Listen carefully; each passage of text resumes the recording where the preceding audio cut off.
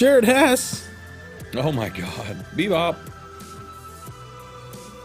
I'm saying, what's up, y'all?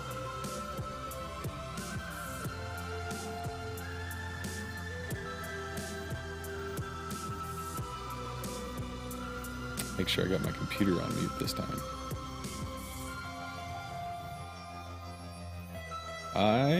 Mine should be good.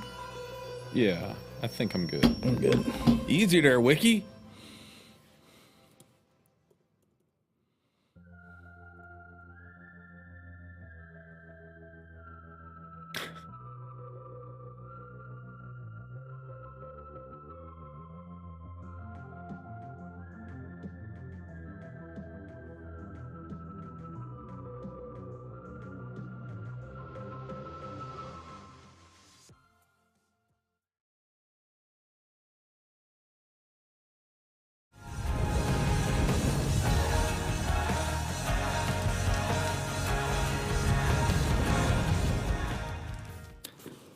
What's up, y'all? Oh, we forgot to hit it. Oh, thanks for reminding me. Gotta hit it. It's hey, close. Welcome everybody back to another episode of Strange Happenings. We're bringing the strange today, this weekend. Awesome weekend.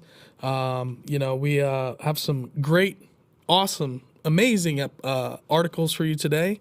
It's a wild lineup. Yep, absolutely. I'm your host, Mikey. We should probably do that, huh? As always, the bro host, Bub. Hey, what's up? We've got Stoner the Wizard in master control with Disbro here again, pitching in and helping out with making everything sound amazing like always. Yeah, he did some really interesting audio work earlier. What was going on there? I don't know. We might have to have him do a small segment on what he did, because I think he thinks he was EQing out all of the fan noise. But we were hearing all this wild, like, it was great. in our headphones. Yeah. That was really cool. Like a little sonic journey. Yep. We're dialing it in more and more each time. So we try. So yeah, always thanks to those guys. What's up, everybody in the chat? Who's all in here? We got a couple people already ready absolutely. To rock. Jared Hess, Flux Capacitor. I love the trees. Necro. What's happening, Necro? everybody? Born Not to Run's back. Yep, always. Always glad to see you. Yep. Flux Capacitor. What's and Jared happening, Hess. That's the first time I've seen Jared Hess in there. Yeah, Chibop, welcome. We got him now. Shout out. He's been a supporter of the show for a long time now. He's great. He's great. Actually introduced us to Cryptids of the Corn.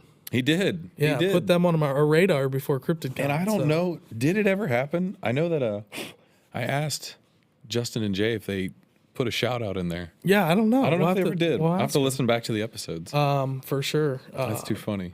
But shout outs to YouTube. What's happening? YouTube's getting after it. A lot of subscribers here recently. I'm not sure what's going on. Could be Stoner just killing it on TikTok. His TikTok game is strong. I mean, we've got something's going on over there. Just posting all the videos we've been doing on YouTube Shorts and the stuff we've been doing for Instagram Reels, and pulling those over to TikTok, and we're seeing a lot of engagement and people just going nuts for Tom's doppelganger story. It's such a good story. Yeah, Ross's moon glitch story. That's another good story.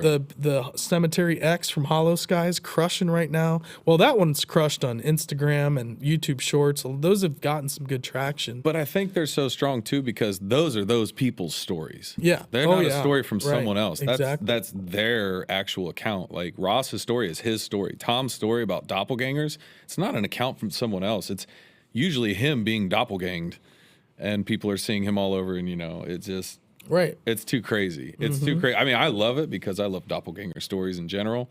Once I found out about him, kind of love doppelgangers. When he opened up that door in that episode when we were talking to me, he just kind of casually mentioned a doppelganger. I was like, no, you can't just like blow by this. We got to go right back to it. Yep. So I had to put the screws to him a little bit and get some more doppelganger out of him. Yeah. Like tapping maple syrup. Yep. Well, yeah, he's a wealth for that stuff. In any genre. Yeah. That's the craziest part. He's like another Bowser.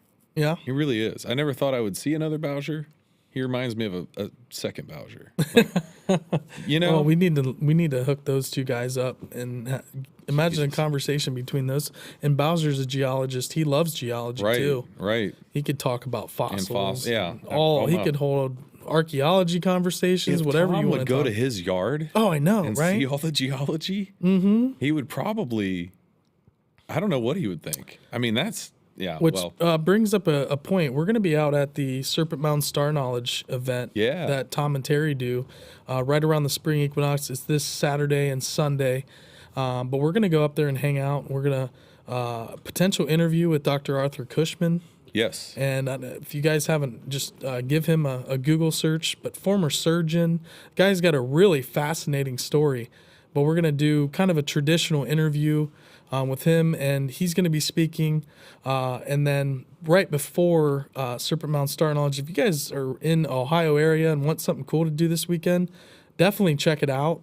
There's a Facebook page, Serpent Mound Star Knowledge. Right. And you can find, we can put it in the links.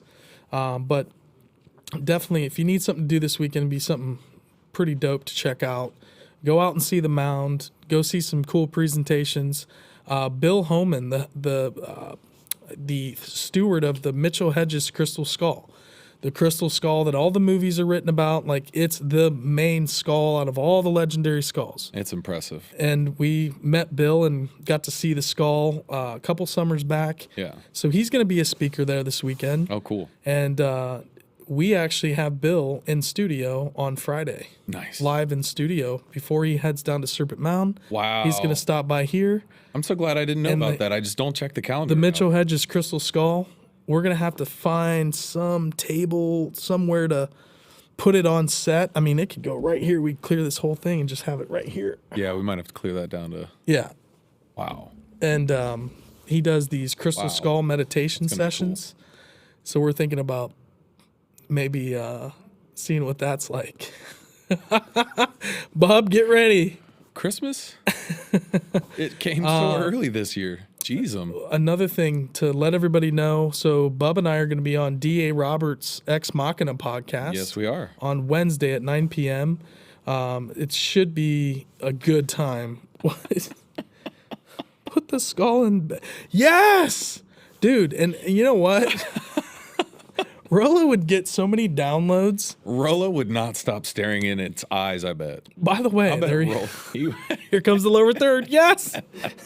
For those of you just listening, sometimes we refer Rollo... If come to the YouTube just to see Rollo, if you're just listening, he's such a good dog. Rollo is up on screen right now. We're laughing about it because the Wizard Stoner created his own little lower third. Rollo description, strange dog as the title. Love it.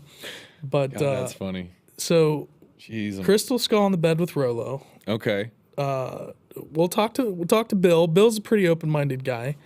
I said, I think Rollo would just stare it down the whole time. He'd be like, waiting for it to pet him, like, get me. Oh, man. Jeez.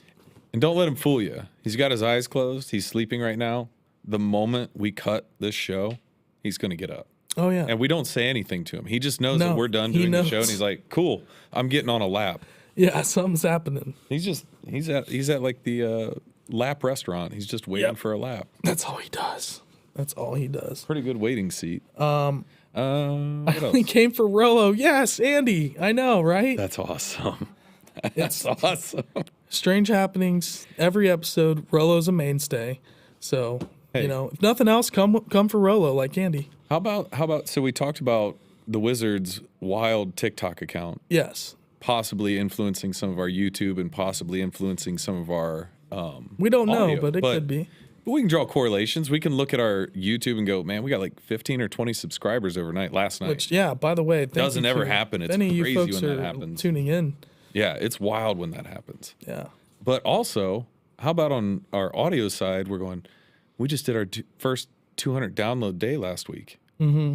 And then today, it's making that day. I know podcasters and creators are like, oh my gosh, like you don't understand. We're these numbers that we are climbing the mountain. Fun for us. Yeah. And we like call me Sisyphus. Yeah. Yeah. You know what I mean there? Yeah. Roll the ball up the hill. Yep. Absolutely. But so we thought 200 Random. was rocking. And then today put out second part of Joel's episode. And I want to say before 2:00 we had 200. Yeah. Like Well, it's just gone crazy. Joel. It's amazing. Hollow Sky and Appalachian Intelligence. That's what and I'm speaking to. A lot of the shows Absolutely. that we've been connecting in with and having on our show. It's had an Cryptids effect. Boys. Yeah, it's We get the definitely- Van Tesla hat on. Yep, rocking the Van Tesla hat. But we appreciate it. We just Which really he gave this appreciate to Stoner, by the way, but Stoner has a pretty big noggin, so I actually got a T-shirt and a hat. It's an adjustable hat too, though. So we want to get Stoner. Joel, a if you're nice ever hat. wandering why I'm wearing the hat you gave Stoner, that's why. We'd have to give Stoner 2 of them, and he'd have to clip them together. Yeah, just like sew them together. We got to get him a hat. Yeah. Well, But that's all I got. okay. I think that's all I have. Got our first download in Thailand, Hey, Thailand, welcome. right? Absolutely. Yeah, I mean, you want to hop into this? Did we forget anything? Oh, we talked Go DA. ahead. So Yeah, we're yeah, going to be yeah. on DA's show. There you go. Talking Back to about that. Ohio Strangeness. And DA, we had on our show really right when we rebooted in November. He was our first guest. Yeah. So it was kind of lucky. I was able to we were doing an episode on Dogman. I thought, why don't we just get somebody on that's way smarter about Dogman Right. and knows more than we do? Right. So, Stoner went on a nice deep dive, and then we played back the Dogman encounter Yep. that we created. Dogman informant. And then DA came on, Yeah. and he blew our minds. He So wouldn't stop. the fact that DA's having us on Wednesday, I'm such pretty an stoked honor. about that. Super, super stoked. It'll be something different where we're on someone else's show. Right. So I feel like I'm that's just excited gonna for be that, though. That's yeah, it's cool. gonna be fun. We're gonna do it from here. Sounds like fun. Stone's gonna pretty much like take all these cameras and then send Plug us them into his as show. separate inputs into, whatever he's using. Right. No, that'll be great. That's But- going to be so much fun. But yeah, that's all I had. And it's a big week. Again, welcome everybody that's hanging out, watching Yeah. in the chat. We got a lot going on this week. Yep, but it's all worth it. All right, Rollo. Nope, you can't jump up yet. Not Nope, yet, show's bud. not over. Hey, lay down. Lay down, buddy. Lay down. You're a good boy. Lay down. You're a good boy. Good boy. I know. Bide your time.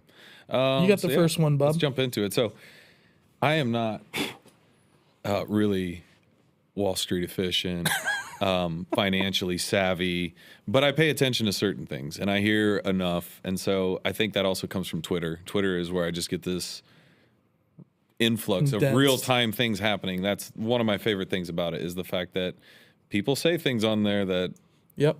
in the moment, if you catch it, it's like, wow, I can't believe I just saw that happen.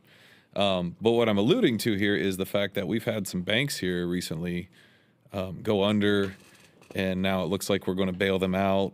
But, it gets back to being reminiscent of 2008. 2008 or 7 leading into 8. Right. And the housing and the mortgage crisis and a lot of bad things for all kinds of people, people losing their jobs, losing their homes, getting loans for astronomical amounts of money that they could never afford, not being told all the really kind of just suckering people into it. Yeah. Subprime mortgages, man. It was wild. It was wild. And the even stranger part was during all of that, I was travel nursing. I was a nurse, travel nursing. I didn't own a house. My job Yep. was very stable. Renting everything. I didn't realize any of that. So even when it happened in the moment, I wasn't really You there never with got it. affected by it. Never knew it. But I had family members that had to take different jobs or take pay cuts or, move, whatever. It wasn't like it didn't affect people, but Yeah. I never felt it. So it was years later I started listening to a podcast about it. Then I eventually watched The Big Short, and that kind of just set off all kinds of crazy thoughts in my head of, if that's actually real and that's how things can go down, then they're probably, again, they say at the end of that movie, It was fraud. It's going to happen It again. was fraud. But they say it at the end of Straight that. up. Like, it was 100% illegal and fraudulent. Right. What the ratings agencies were doing was totally illegal. They were just giving AAA, AA stamps Silicon on Valley like Bank, D before and they F. went down, had the highest rating. Right. They were all Jim Cramer was Yes. saying buy their stock a month Nobody ago for thinks about the $320 rating a share. agencies. It's- They get away with It's a they'll go right down the road to another rating agency. So if you don't rate the loan, Yeah. you don't get the business the next time. all right. Again, pay for play. Yeah. You want our business, you got to pay. we'll rate these loans, which are garbage. Right. And, folks like Tim Dillon were mortgage brokers doing blow and drinking and partying. He talks about it quite extensively. He was a subprime mortgage lender. And was crushing it when it was hot. Oh, I'm dude, sure. rocking. I'm sure. Had a couple houses. But again, it's that. And like in The Big Short. It's the hot hand fallacy. When they go down and all those strippers have all like five houses. The one girl has 5 houses. And a boat and whatever and else. And these dudes are just bragging. They're just so stoked. But she did not know. No. They were on adjustable interest rates. And once those adjustable rates kick in, you done. can't pay your mortgage. You're you go cooked. upside down. Yep. Those mortgages start to default. Mm-hmm. And then what happens is all of these things started shifting, but the prices of the mortgages weren't going down. Right. Which is where the fraud comes in. Right. Exactly. That they were misleading you on the value of these tranche loans. Right. It's wild. I mean, there are too many scenes in that film for me to try to even comprehend most of them. Of when they actually break down the financial aspects of how things work, or again, they show the roulette wheel and they're doing the side bets. Right. And that's what was happening with the mortgage industry. It was like, well, if you and I made this contract, somebody else is placing a bet on the side on that, and then somebody else is placing a bet on that side bet, and it just cascades forever. Mm-hmm. And so, like, basically off of, what did he ask him at one point? What could you generate with, I think it was like, I don't know, $1 million. How much could you generate out of that? $1 billion out of $1 million or something. Right. So that amount of leveraging and that amount of inflating that initial price was what really did it. That's what built this house of cards. They would package them all up and repackage them into all as AAA rating bonds. Well, not only that, but as new, basically, new things that you could trade or sell. So they were literally like splitting them up. Part of the loan could be in a completely different tranche, and then they would sell that to you. So they're not even selling you like full portions of the actual loan. They're chopping them up over all these different assets that are created out of thin air based on you paying your mortgage. If you don't pay your mortgage, those are worthless. So it's literally they were trusting that all these people were gonna pay their bills. But all these people a lot of people didn't have the ability to pay for a $300,000 house in Boca Raton, Florida back then. No, like I said, when my wife and I bought our house, it's how it happened, I don't know. But when we went to sign the papers, the bank we got the loan from was like, "Oh, do you work?" I was like, "Yeah, I work." Like, "What do you mean? I work full time." They're like, "Oh, we didn't even put you on the application for this. You could have gotten twice as much money." And I'm like, "Are you high right now?" "No, I can't have twice the amount of money." Like, that doesn't make any sense. Like, sure, I could have had, I don't know, $500,000 loan and then sat on cardboard furniture and ate ramen the rest of my life. Like, be house poor off of that. And that's what a lot of people were kind of getting into too is, oh, you dangle this in front of them, they want it. It's hard not to. When it all seems like it's attainable and that you can do it. Everybody wants the American dream. That too. You're promised, hey, if you get to go to school, you get a good job, you get insurance, you get a car, you get a house. That's what the whole economy is based off of, this American dream. And most of that, our economy is run off of the housing industry. So, a lot of it. This is different. I want you to continue because these are, first of all, the first bank that collapsed, which was last week. First one that went down was Silicon Valley Bank. Silicon Valley Bank, which how many of these companies in the tech world had millions upon millions of dollars? A lot of them. Roku? They fund venture capitalists. That's what Silicon Valley Bank does. What was the... So BlockFi. BlockFi Crypto Bank is. has $227 million in Silicon Valley Bank. Now, these tweets are old because, the government had to step in. They're going to do something to shape this out because we can't just have 95% of all deposits at this bank go uninsured because that's going to evaporate billions of dollars. It's going to knock out all these tech startup companies, all these healthcare startup companies. Yeah. That's what they fund. They also probably, I'm going to say, don't manage money well. And the CEOs and CFOs of this bank were inside, selling their stock 2 weeks before the bank went down, getting their $3-4 million. They paid out bonuses before the bank went under. Sure. They did all that. Of course. So it makes you That's think the of Bernie. playbook. Makes you think of Bernie a little bit when he knows he's going under and he starts giving everybody in his family a Oh, yeah. diamond necklace or whatever he's trying to give them, right? Yep, here's the jewels. Yeah. So Roku had 26% of its total capital and cash equivalents held with Silicon Valley Bank. Circle, a USDC stablecoin, second largest, 43 billion market cap, had an undisclosed part of its 9.8 billion in cash reserves. So they had somewhere 9.8, maybe a little less billion. So if we don't step in and we don't have the government come into that, I mean, I don't know. What do you do? How do you make this not happen again? Well, they're Like, going to where have to is start. banking regulation? Well, so there's another problem to this. They're going to have for to Silicon bail Valley them Bank out too, one though. by one, because this is not going to stop. Well, what's happening is The house you of have the cards Fed is beginning You have the to- Fed increasing rates. We have too much debt. Right. But they're increasing rates to try to tame COVID inflation right now. In the Ukraine war, we've Right. just been printing literally like 50, 70 billion, 100 billion dollars. Like it's completely insane. Right, but they're So- bringing all of that interest rate up. So Silicon Valley Bank, Inflation's going through the prior roof. to all of this increase, they tried to do their due diligence from what it looks like and buy, the right bonds and treasury yields of 10-year notes and I don't know all of this. I just know the very basics of it. So what happened was their 10-year yield notes they bought with the raise of the Fed going so quickly, it's basically eating out any of that money so that in 10 years they should have, this much of a percent gain on X amount of $1 billion.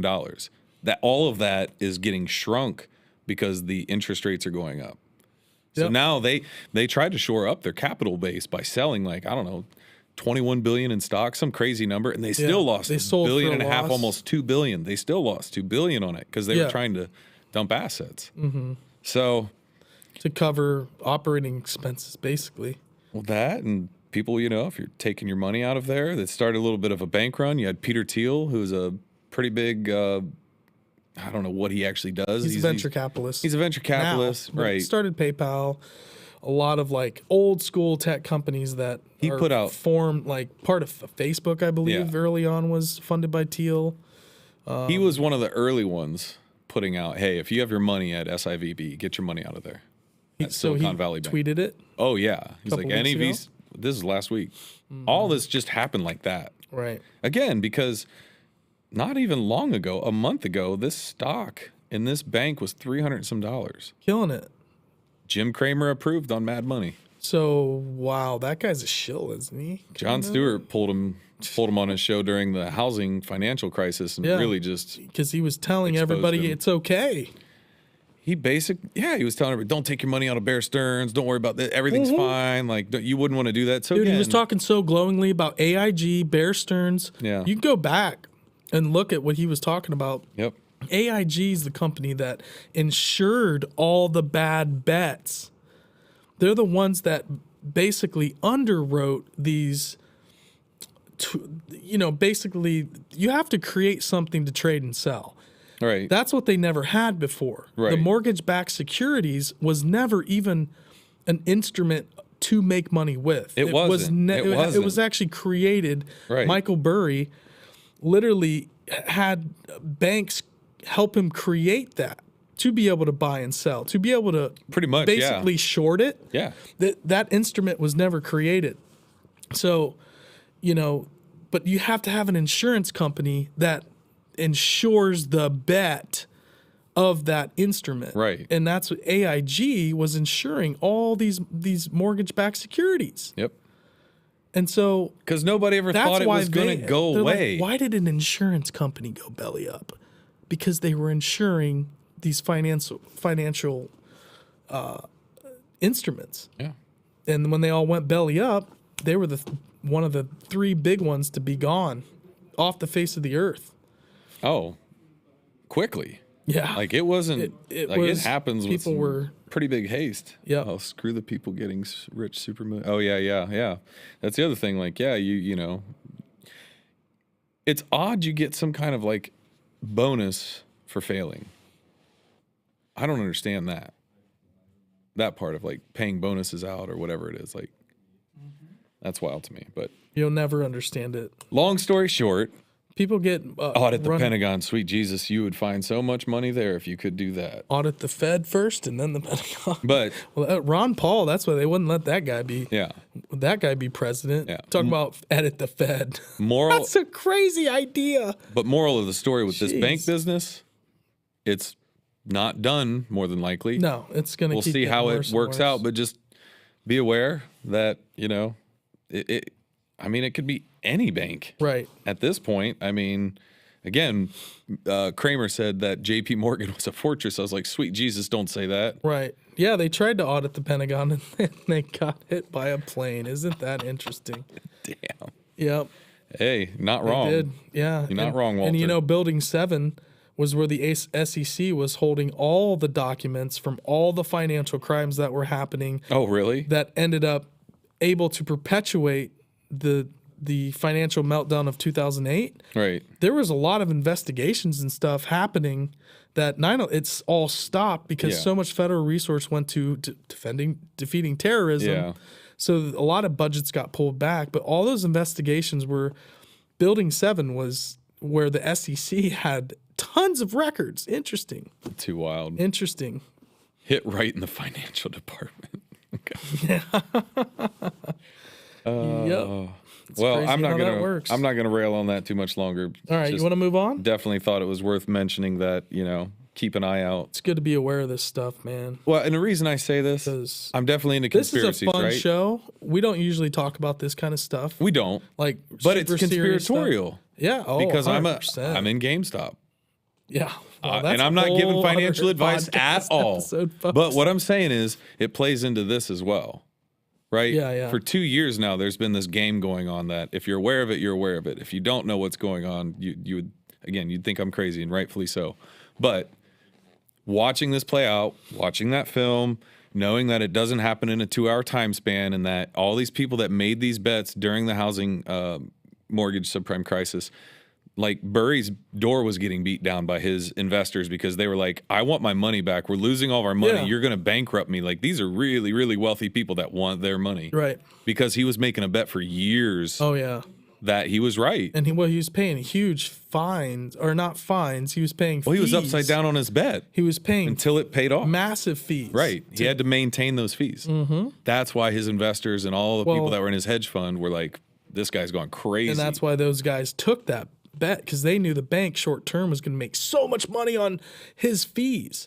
But then at the end, he's like, it's like 1,935%. Oh, it's a massive amount of He money. keeps writing makes. on a chalkboard, Yeah, whiteboard. yeah. At first, it's like 3%, -3%, -4%, Yeah. -10%. Yeah. And it just keeps going. And then at the end, before he walks out, he writes up positive Yeah. 1,930%. I think he closed his hedge fund after that too. It was billions, is what he made. I think he stopped being a hedge did. fund manager for Yeah. other people. He still invests his own money. Moved out to the wilderness or something. But that's what I'm saying.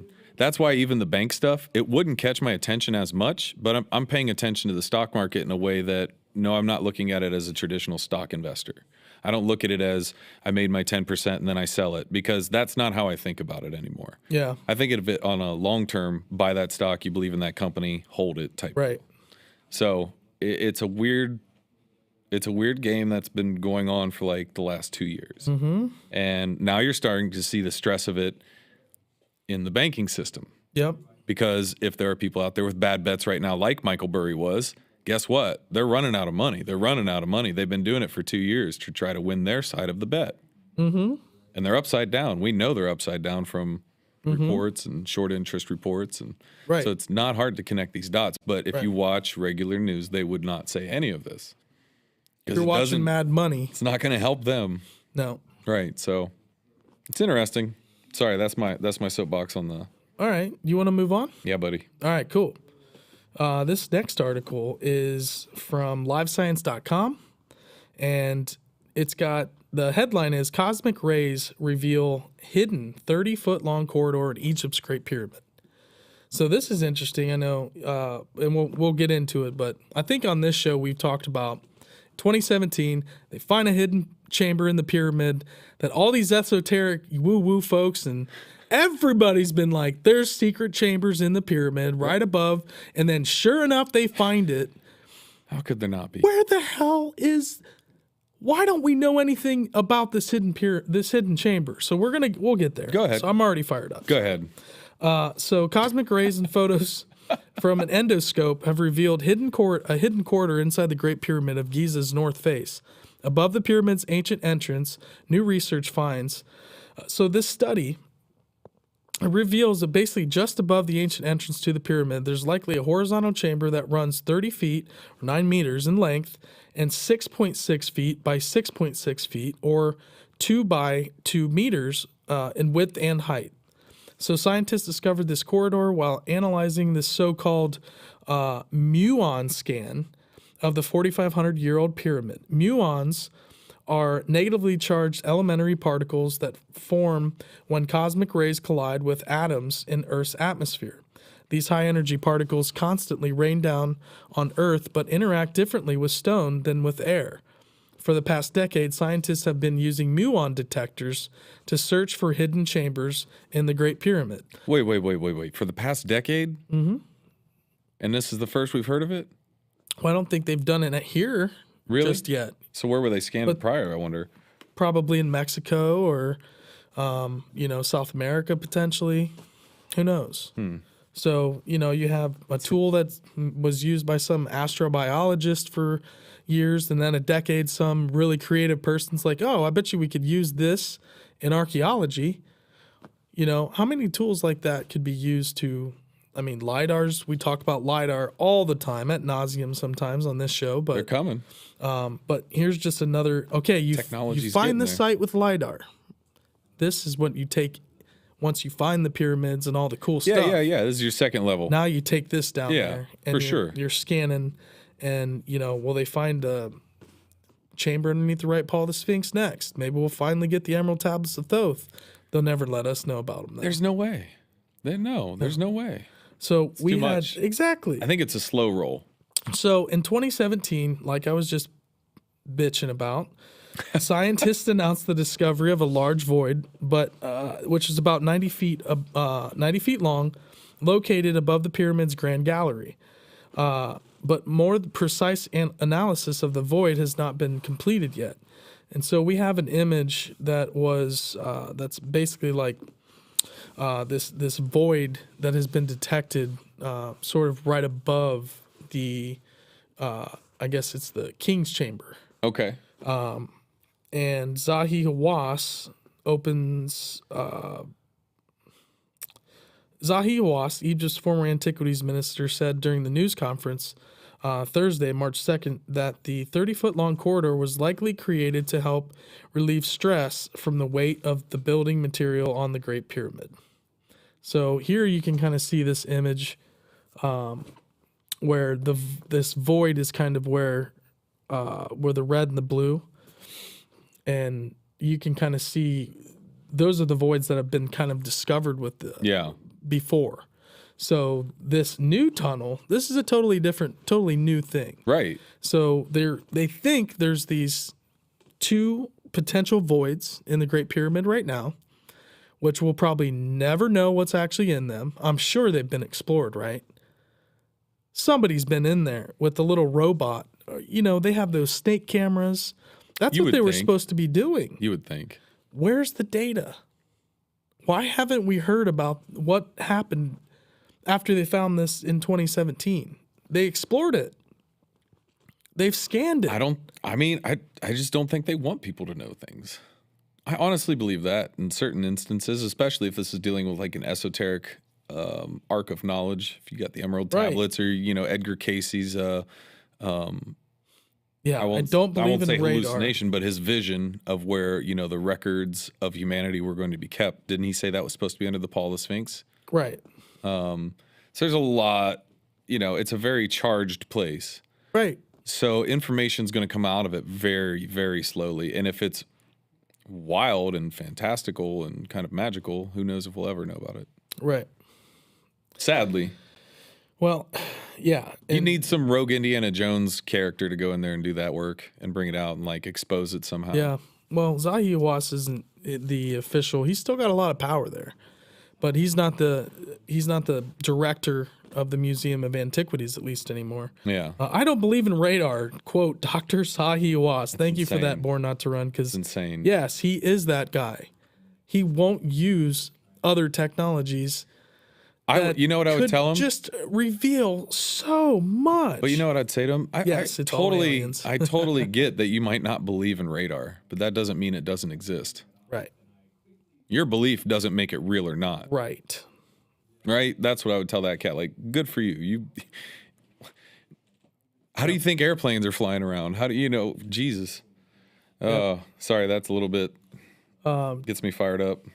So that's kind of this right here is this image right here is where pretty much that pathway that they found begins. So that's where they're kind of digging into.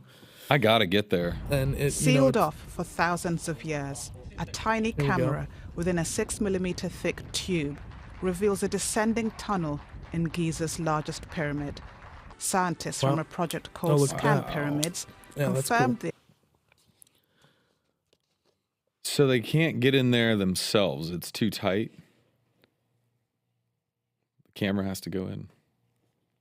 Tiny camera within a 6mm thick tube reveals a descending tunnel in Giza's largest pyramid.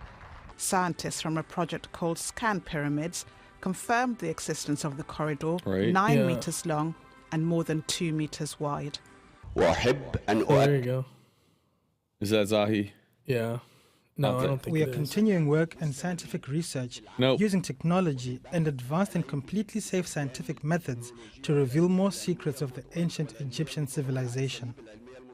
The Great Pyramid was built about 4,500 years ago. If you notice, they had a pitched during the roof. reign The of top Pharaoh of it was, Khufu. What's that about? Scientists say the passage There's more could have things been in there. Look how created big that to is. redistribute You're the telling me weight there's of the pyramid that's around massive. its entrance. Yeah, there's a whole hidden city chambers, in there's there. hidden protecting pathways. an undiscovered chamber. Egyptologists are But the hoping top of it that wasn't could just be an flat. It was just undisturbed lost pitched. tomb. Why take the time to Thousands make a of years pitched after it roof was on a small tunnel? It's almost like it's designed as a machine. Look at that. Oh, I see. Why what is you're that saying. roof pitched? Or, the ceiling of this tunnel, it just I see what reminds me you're of, like, nothing about that looks to me like air vent. I don't think air vent when I see something like this. This is something utilitarian. This is like a part of a machine, or like, why would you pitch a roof? There's some significance to the angle that they're choosing to create this from. You'd think so. It looks like there's some serious engineering going in. Yeah, that's wild. It's a cat. Seems to be really clean. I agree. K Street. No joke. It's a cart tunnel. Well, it very well could be for some orang pandex, maybe. I mean, how big was it? So much weight is above the tunnel. That's a great point. Yeah. If you made it flat, would it collapse in? I don't know. I know very little about the engineering of the pyramids, but it's I know probably holding up the weight of all the stone on top of it. Yeah, I know that there's some impressive, like, huge granite blocks in those pyramids that don't make sense. Like 70 tons, something crazy but they're up in the ceiling of whichever, I don't know if it's the Queen's Chamber or wherever it's at, but whoever was doing that work, man, you guys could have just etched into stone how you did that. That'd be great. 6 feet by 6 feet. So, if you and I were in there, we'd be able to clear that top. Yeah. We'd be able to walk around in there. Thank goodness I'm not taller. And it's be a pretty tight tunnel, though. It would. I don't know. But who knows? It's wild. Let's move on. Go for it. Another Egyptian theme here. Back to back. We're going to go with the smiley dimpled Sphinx statue just unearthed recently in Egypt. This is an article on physics.org. And archaeologists in Egypt have unearthed a Sphinx statue with a smiley face and 2 dimples. It's right by the Hathor Temple, by the way, too. So, what they think, it's made of limestone, and it's stylized, they think, to represent a Roman emperor. So towards basically pretty much by like the time of Jesus, Egypt was basically part of Rome. I mean, Rome had essentially, there's so many reliefs in Egypt of Roman emperors. Oh, yeah. And the artwork is beautiful from that time because it's like this Roman Egyptian blend. Yeah. So this is, you know, from one of those times where the Romans came in and like kind of jacked the Egyptian style. Sure. And they started like there's Roman mummies. You know, they came in and kind of merged their culture down there. That's what Rome did throughout history. The Library of Alexandria, Yep. you know, they swallowed up Egypt. Oh, and, yeah. and made it their own. Yeah. So that's what you're kind of seeing here is this. It's an emperor, a Roman style Sphinx, and it was found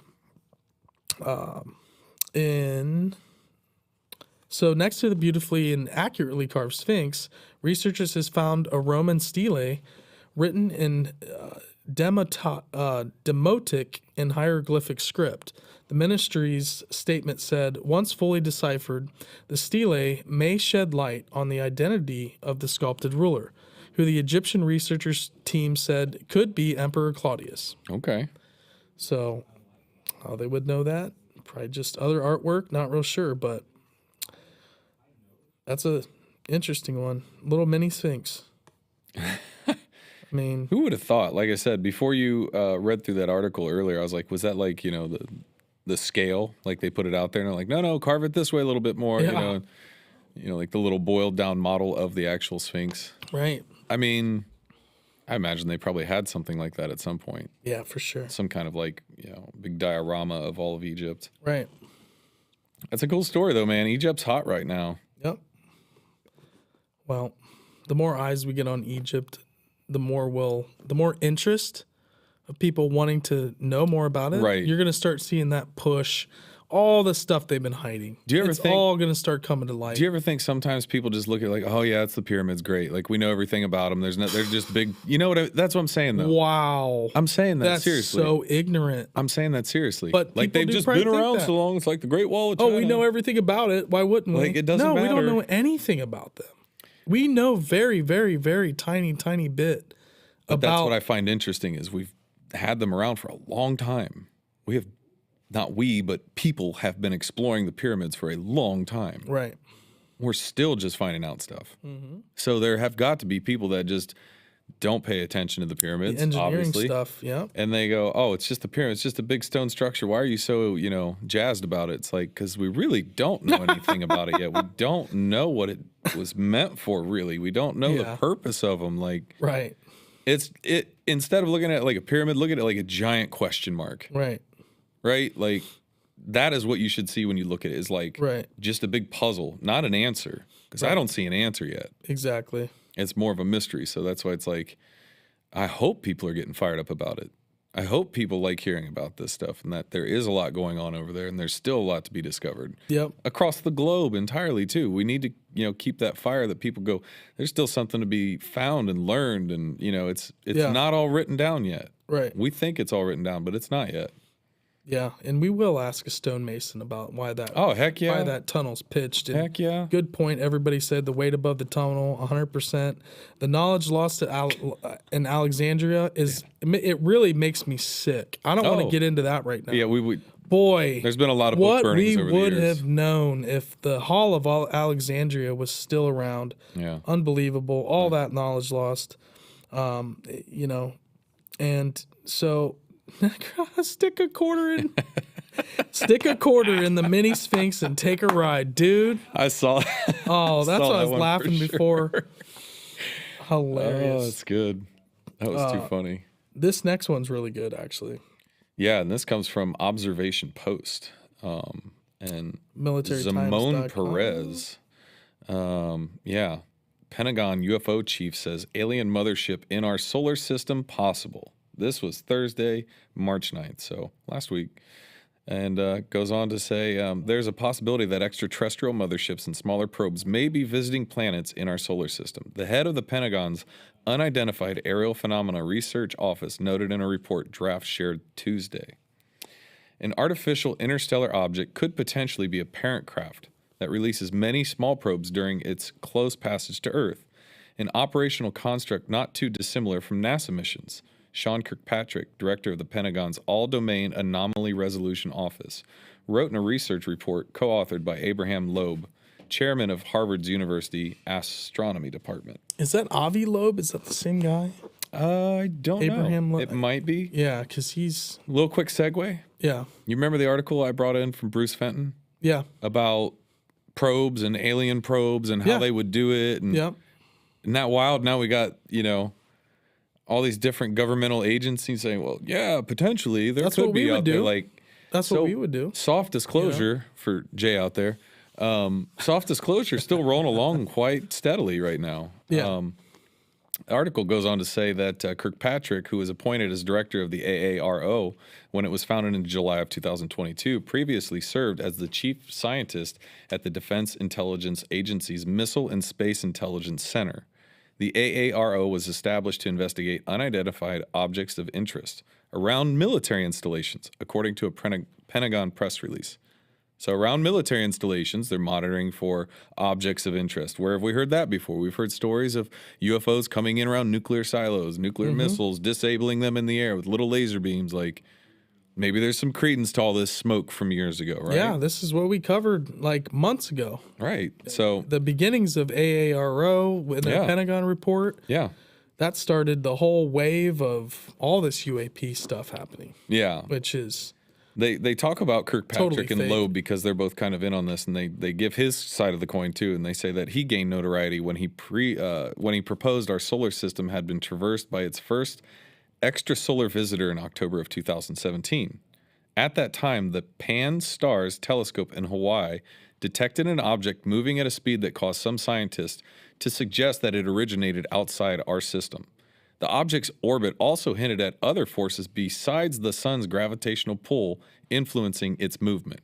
So without saying it in too fine of a word, this object is not only moving by the effects of gravity in space. Right. It's moving by effects of something else. So propulsion. There's nothing else that would affect it that we know of, unless there's some kind of weird gravitational waves that came through and hit this, it was Oumuamua, if you remember that, right? Mm-hmm. That was the object. Yeah. And that's what they say next. They dubbed it Oumuamua, the Hawaiian term for scout, right? So Bingo. It's a scout, which Kirkpatrick and Loeb offer in their research paper as an example of a possible mothership with probe capabilities. So with proper design, these tiny probes would reach the Earth or the solar system planets for exploration. As a parent craft passes by within a fraction of the Earth-Sun separation, just like Oumuamua did, the authors explained, astronomers would not be able to notice the spray of mini probes. They do not reflect enough sunlight for existing survey telescopes to notice them. That's even wilder. Mm-hmm. So what they're saying is, when Oumuamua went by, if it was a parent probe, it actually could have released tiny probes that were so small that our telescopes aren't going to pick it up. Maybe that's all this stuff we're seeing in the skies. We're shooting down a lot of shit. Well, I think a lot of that's garbage, but maybe. Well, what about the stuff we haven't talked about? They won't release, certain things. Yeah. So the research paper titled "Physical Constraints on Unidentified Aerial Phenomena" comes following a month of intense scrutiny of unidentified flying objects, a stirring trend ignited when a Chinese spy balloon captivated the nation by drifting across U.S. airspace. 3 additional unidentified objects were subsequently found. Wow. So on February 16th, Marco Rubio, Kirsten Gillibrand, and 12 other senators sent a letter to Deputy Secretary of Defense Kathleen Hicks and Deputy Director of National Intelligence Stacey Dixon, calling for full funding for the AARO. The Biden administration's previous funding request for fiscal year 2023 failed to fund anything beyond the basics operating expenses of the office, the lawmakers argued. So AARO, quote, provides the opportunity to integrate and resolve threats and hazards to the U.S. while also offering increased transparency to the American people and reducing the stigma, the lawmakers' letter stated. AARO's success will depend on robust funding for its activities and cooperation between the Department of Defense and the intelligence community. So basically means we're never going to know anything. Well, hopefully they're, like we said, they're going to be the front-facing, hi, how you doing? We're the friendly UFO office of the United States government. By the way, you want to come back over here and take a little nap and have a snack? Treat you like a kid. you know, they're going to give you a little bit. Like, come over here, have a little treat. I do want a treat and a nap. Right. I already got you hypnotized. Yeah. I'm your local government agent. I'm your friendly UFO office. Come on over. Tell me your story. Okay. Sit down and shut up. That's what you're told to do. You want a snack? You know, some apple juice? Sit down and shut up. For real. That's funny. I hope they're not that. I don't know. But that's what I'm saying. Born Not to Run. It's the documents they don't release we want to know about. That's what I. Oh. Do I trust that we're really going to be 3% of the JFK files? Here's the whole thing. Something has to come to a point. If there are actually extraterrestrials, if there are actually probes out there from a What are grays? What do you mean? They're drones, bro. You think they're Physically, drones? I think they're like robots. Worker bees. Yeah. The worker bees, the queen don't give a damn about no worker bee. They'll send them out there into a death trap every single day to get their stingers ripped out of them. Right. The grays, like they're worker bees. They're just out there collecting a little DNA here and there, mutating, a little bit of cattle mutilations, no big deal. A little barbecue. You know, did they have a little deal, a little side handshake with old boy, former president back in the 50s, Eisenhower? Yeah. Who cares?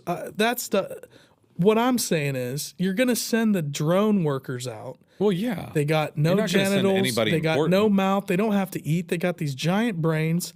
The black parts of their eyes is just huge, weird, like VR goggle lenses. You think? Oh, yeah. I think they got big, grotesque, nasty tell me this. eyes behind that. If you were sending out they got drone, no nose? Wouldn't you make them look a little bit more like... You ever read the Dr. Seuss book? No. The nose book? No. Everybody grows a nose between each pair of eyes. How would you fit your glasses? How would you... They're the only thing that doesn't have a nose. What does that matter? It's just odd. I'm just they don't smell anything. What's I'm saying? Everything here on Earth has a nose. Maybe it's because they're in space. The Dr. Seuss book. Maybe it's because they're in space and they can't smell anything. Yeah. Between each pair of eyes is a nose. I don't disagree that, they have slits. Everything I've ever heard. What do they need to eat for? Everything I've ever heard about the Greys, it doesn't seem like they are like, they're not the upper echelon of the ETs. No, they're the worker bees. Yeah. They're going out there, hey, ship gets shot down. Not no trying big to deal. knock them because I don't have a UFO. But they're probably like some AI-influenced drone, maybe part mechanical. Maybe they're just a robot. But they're sending organic them out. robot. They're sending them out to be from the mothership. Yeah. Go down there and see what's up. See what kind of animals are down here. But they've been here forever. Send back your report. At this point, they're not sending drones. I think whatever's here has been here for a very long time. And I think things have been coming and going here for a very long time. It's very possible. And most of these beings that are potentially here, they're not new to this quadrant of space. Right. I don't know. That's all I have. It's wild. It's wild, man. You guys want to get weird on some mushroom knowledge next? Yeah, this is going to be good. Does anybody else get their mind blown by mushrooms? I'm not talking I'm talking about just mushrooms in general. Oh, yeah. Are unbelievably strange. Yes. And the more people like Paul Stamets that comes out and has this talking about mycelium networks, the largest organism in the world. Right. Our buddy Justin England from Crypts to the Corn, they're all mushrooms. He's got some. It's one of the most amazing things right now, I think, biologically, that we're learning the most about. That's blowing my mind more than any other thing right now. Continue. Oh, you're good. You're good. We actually have this one condensed down a little bit because the article is kind of long, so I'm probably just going to give some cliff notes on this and not get too heavy into it. But the basic premise, right? What's going on there? There is a thought process of, we have to get to a certain level of intelligence and our computing power, and we're starting to find the limits of our own physical structures, right? So, we're always looking, how do we make the next great leap or the scientific improvement? And so I just love this first little quote that I read was, no, this lab isn't trying to recreate scenes from The Last of Us. The researchers there have been working on stuff like this for a while. It was founded in 2001 with the belief that the computers of the coming century will be made of chemical or living systems or wetware that are going to work in harmony with hardware and software, right? So this is in my opinion, this is just a different take of saying like with Neuralink, you know, you're trying to bridge this gap with biology and computing power. The lead researcher says he is planning to make a brain from mushrooms, which again sounds really wild, but who knows? Why can't we do this? You know, especially if you're taking this biology and using it instead of just technology. So what they say is, why would you do this, right? So integrating these complex dynamics and system architectures into computing infrastructure, so taking mushrooms and combining a biology with a technology, it says basically it could allow for information to be processed and analyzed in new ways, right? So we're trying to find that next step. It's gaining ground. There are people that are really, you know, kind of buying into it. With fungal computers, mycelium, the branching web-like root structure of the fungus, acts as a conductor, as well as the electronic components of a computer. Remember, mushrooms are only the fruiting body of the fungus. They can receive and send electrical signals, as well as retain memory. Dude. Say that again? It's all through biochemistry. It's weird, dude. Mushrooms retain memory? They send essentially memories and information. They'll be able to tell another part of the Oh, yeah. They're the first alien. It's like a hive brain. Yeah. The mycelium networks. Yeah. But here's the thing. All these other nodes are connected into it. Trees, the grass. Right. The animals eat the plants. Right. Therefore, which is connected to the mycelium network. Right. When you start getting into the ancient stories of human beings used to be connected with the animals and could talk to the animals and can talk to the plants. Wow. That's where all this kind of stuff starts to make cool. that seem like not just Native American folklore. Right. It's not just a wild, fantastical tale. If it's all based on chemistry, right. Sending signals. The mycelium network can tell a part of the forest that's not getting nutrients and stays away from send the nutrients to that place that needs it in the tree. Oh. A tree might need nutrients. Another tree can send it through the mycelium network. That just blew How my is mind. that happening? It's a giant computer system, bro. It's and the largest organism in the world is in the Olympic Peninsula. I mean, you know, we could have England on to do a whole episode just on mushrooms. But dude, and also, yeah, the mycelium is the largest living organism. Absolutely, 100%, dude. Right. You know, watch Fantastic Fungi. That's a good one. Also, there's I've talked about it before, but there's a documentary about the guy that traveled to Mexico that met Maria Sabino, the mushroom shaman from Mexico. I think I watched that. Is that on Netflix? The mountains of Oaxaca. Is that on Netflix? It could Maybe be not.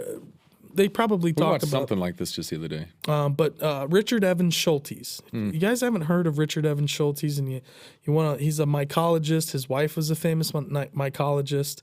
But they talk about him a lot in the documentary Neurons to Nirvana. Yeah. If you haven't checked that out, please go watch that documentary. They get into a lot of mushroom science and stuff like that, and how. You know, what happens on the brain when you're under mushrooms. Right. And we've evolved with these fungus. Their chemical system is cannabinoid 100% connected to our body. We are so available. Obviously, there's poisonous mushrooms. Well, yeah. But the edible varieties and the psychedelic varieties are almost meant for us to take them. I mean, that's why you have the story of Santa Claus too, right? Mm-hmm. Reindeer eat mushrooms, psychedelic mushrooms. Yeah. That's right. There's all kinds of stories that go back to it. And Santa coming down to give you goodies. Yeah. Coming down the... Yep. And it's some kind of like symbol of like your kundalini. Right. Of like the chimney represents the energy system of your body. Right. So you have Santa coming down the... Right. To your sacral chakra. To blast you wide open. Yeah. It's wild. Dude, people are weird. People are. We got Santa Claus from that. Why do you think we have strange happenings? Right. Because there's always things happening that are strange. It doesn't stop. And I'm not mad about it. I'm actually really excited. Oh man. Because again, I would be reading about this whether we were doing the show or not. Yeah. You know what I mean? I would be like, did you hear? That's what we would do in general. So it just makes sense to hash it out. Yep, exactly. And also, we get so much from our chat too. Mm-hmm. We also have a can. Oh yeah, absolutely, Em. I agree with you too. You're talking about the receptors, cannabinoid receptors in humans. I mean, 100%. They're there for a reason. Like, right. It's not by accident. You know, we evolved with them. Right. You know. Mark Abrams, I need this computer. Yes. Oh, me too. That's great. Too funny. Yeah, I didn't really go into the article deep on how they're trying to program it or how they're actually going through it. Is it going to come out tomorrow? Probably not. No. Is it being looked at as a viable alternative or a solutionary step in our processing powers? Absolutely. Right. And maybe this goes back to what we were talking about earlier with Silicon Valley Bank going down, right? Full circle. Here we go. We're going to. So let's say this mushroom computer guy or girl or whoever the company is, what if they had their money at Silicon Valley Bank and because of that bank going down, we don't get mushroom computers now? We don't get mushroom computers. You see what I'm saying? So it's a catch-22. Dirty bankers are robbing me from a mushroom computer. Mushroom computer. Let's just hope they're not in dealings with. Now that you said that, watch them being funded by Silicon Bank or something. They might be. But you know what? Let's take it one step further, right? Like, so now you got this mushroom computer, right? What if that mushroom computer after a while is just like, you don't interact with like a keyboard or this or that. You just literally like Flight of the Navigator. You put your hands on these little mushroom podiums that download all of your consciousness while you're flying it. And it's in tune with you. And it reacts to the plane before you do. Because Bob talk about that? Lazar? How it was based off of like your consciousness. Oh, flying the UFO. Yeah. Yeah. So they wear these helmets. Mm-hmm. Yeah. So it's very close, but they're doing it. Seems Flight of the Navigator. God, that ship was shiny. Oh, do you remember who the voice was? Which, by the way, Necro put Flight of the Navigator ship in one of our images. It was a great one. So it was great. Do you remember who the voice was of the alien? I watched that with my daughter, and she's loved Flight of the Navigator. You know who the voice is? Yes. I can't bring you home, David. You know who that is? La la la. La la la. It's Pee Wee Herman. It's Paul Rubens. Yeah, it's Paul Rubens. Absolutely, 100%. Yeah. And when we watched it, dude, I was like, tequila. I love Mosh Tequila. Freaking movie. But I will say, the first Big time Adventure. I love that movie. First time I saw Flight of the Navigator, I was freaked out. Right, me too. It affected out. 100. There should be a warning on that for like kids. Like, this isn't real, but it could be real in the future. Right. And what's the other one that came out around the same time? Flight of the Navigator, and then not The Outsider. No, hold on. With River Phoenix and their friends. The Explorers. Explorers, thank you. God, it's River Phoenix. And they take a homemade ship. Who is all in that movie? God, that's going to hurt my brain. Well, I feel like what's his head's in it? Feldman? Corey Feldman? Is he? I got to look it up now. I can't go without finding the full cast. I think you're right. The Explorers. Mark Abrams' Explorer. Explorers was the best, Mark, 100%. It's such a great movie. And you know what? You want to go back to it? The funny thing we said earlier about the Greys are like the Dans? Yeah. The Greys are like the drones. Mm-hmm. In the Explorers, who did they run into? I was just going to. When they got up there. Teenage aliens. Yes. And it was Ethan Hawke. They took River Phoenix. Yes. Who else was in that? There was another big actor at the time, I thought. Maybe not. Ethan Hawke and River Phoenix. I thought Jerry O'Connell was in it for some reason. Maybe not. Well, that's Stand By Me you're thinking of. He is. But man, that's such a good film. And they end up making, the whole bubble around and then they get in trouble and the mom and dad alien come out and they get like grounded and stuff. Yeah. But they're tuned into like all the worldwide TV. Yeah. So they like can quote all the movies and all the shows and all the jokes. Yeah. But I don't know how we got to the Explorers, but back to Flight of the Navigator. Yeah. And the James Cromwell. There you go. The biological fungal right UFO shit that Justin was talking about that time, where he's like, they're made of fungi, or they're these, they crave nitrates, they steal hot dogs from this hot dog cart, they rob a semi truck of all this fertilizer. Right. And again, soft disclosure, Stranger Things has that episode in like season 3 where the old lady's eating bags of fertilizer. Mm-hmm. Do you know that didn't make any sense to me until Justin said that? Yeah. That whole scene in that show made no sense to me. Tremors too. Of what the fertilizer meant. I was like, this is the dumbest thing. Why are you eating fertilizer? It's so stupid. And when he said it, I was like, that is so interesting. Organic UFOs. Rolo just got up. I don't know. He's like, it's 8:04. It's you guys are 4 minutes past. It's 8:04. I need a lap. My Look, lap he's trying to get in the office now. Oh, he's trying to get back in there. He wants to jump on Disbro's lap. Oh, Disbro spoils him. Disbro spoils him. Dude, why did Pee Wee Herman just flash across my screen? There's no reason I should have just seen Pee Wee Herman, but he did at one point, along with Teen Wolf. Teen Wolf, great film. Just saw it. I don't understand what's happening here. Is that all we had? Computer's listening to me. I think so. Is there anything else to really recap? Was that all the articles? I think we're good. Well, another great quote by him. Do we have some folks in the chat? Acute psilocybin effects include reduced negative mood, of course, increased positive mood, and reduced, what does that say? Bub, can you read that? I can't. Reduced amygdala response. So your amygdala is, if anybody remembers the Water Boy. Yep. Well, your amygdala isn't your amygdala for aggression? I think the medulla oblongata as well, but I think the amygdala is like the fight center. Right. Well, so that would make sense. It reduces this part, your frontal cortex as well, which kind of reduces the ability for your left or right brain to not cross communicate. Right. So it disables that part of your brain. Right. So that's where people have those experiences where they're seeing colors or hearing cross communication between different music, lobes, hearing colors. Yeah. And it has a great way to kind of bridge that gap to where now your conscious mind is able to accept new ideas, new thoughts, be okay with trauma or things that you've maybe gone through. Right. That's why it's great for therapy. And, right. Well, it's being researched real heavily right now. Yep. I mean, there's a lot of programs out there. There's a lot of pharmaceutical companies that are, really working on it. We did the article about Australia. Are processed in the brain, exactly. Oh, okay. Yep. So maybe the medulla oblongata is. So really, it just makes you comfortable with being able to explore any issues that you may have gone through, or just gives you a safe mental place. Yeah, sorry, I'm reading Necros. God damn it.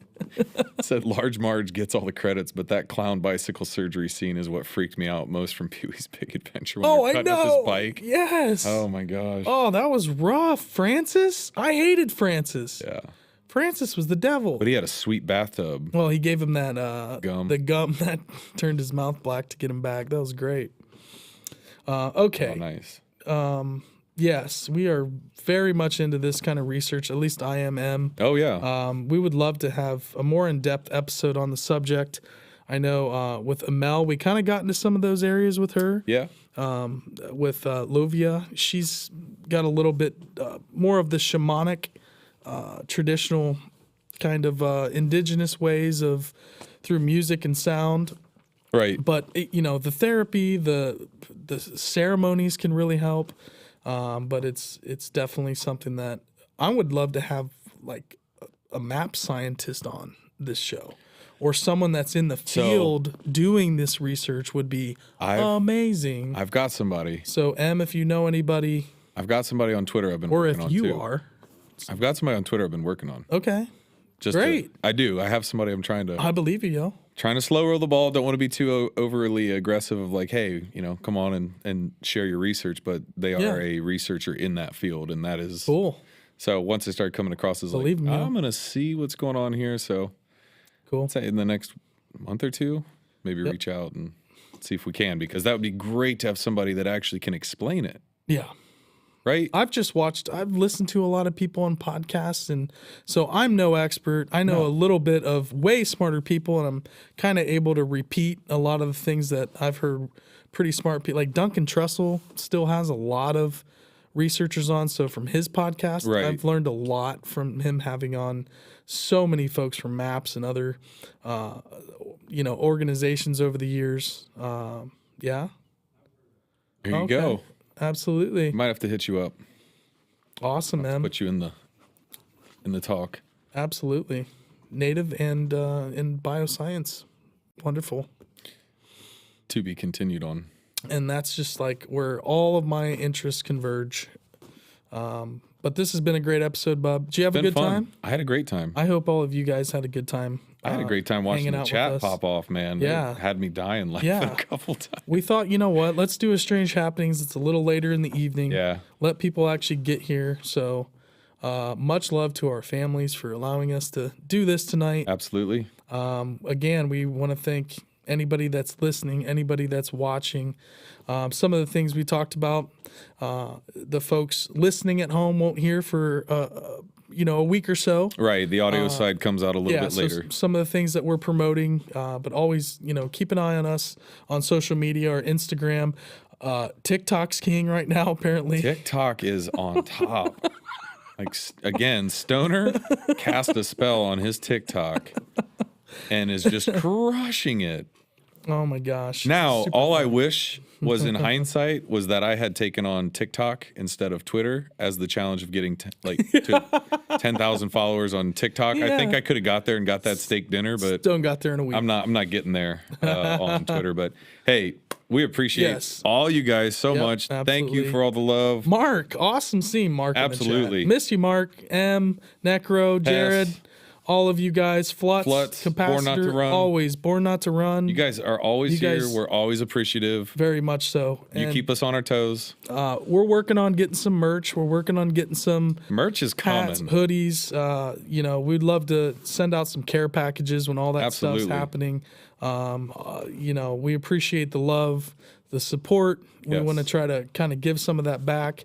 Handing out stickers only can get you so far with sharing. A sticker's great. Sticker's great, but we'd like to make it cooler than a sticker too sometimes. Yeah, absolutely. So we'd like to have those little bit of treats to be able to send out to people to say thank you. Yep, absolutely. So Instagram, I do most of our Instagram stuff. Yeah, I'm on there, but I'm not very active. No, but you're handling our Twitter stuff, Bub. TikTok's on.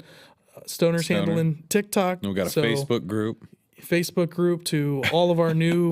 We have a big ecosystem of social media. We're slowly building some things. But thank you to all of our new subscribers and people that joined the Facebook group, subscribers on YouTube. Make sure you like this video.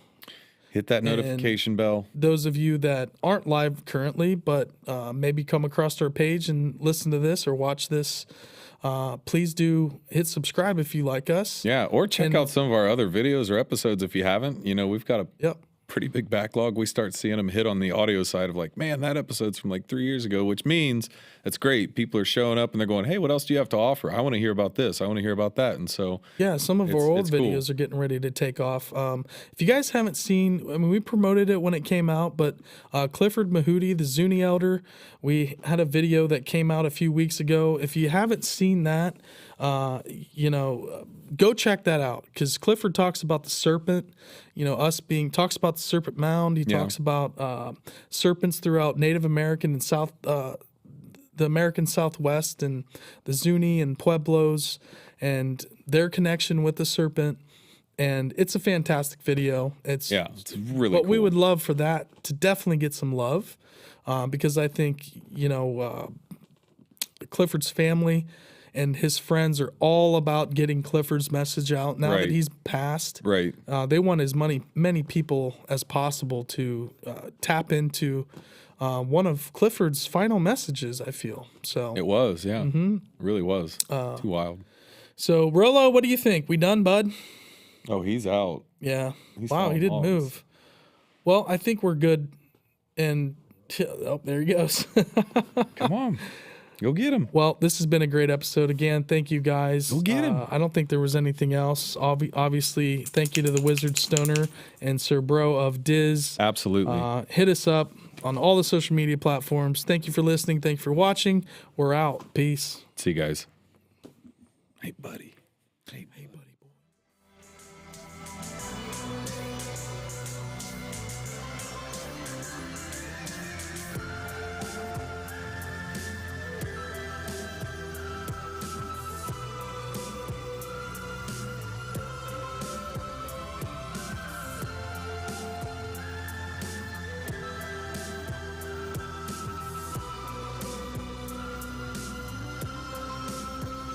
really fun. Got a lot of good comments.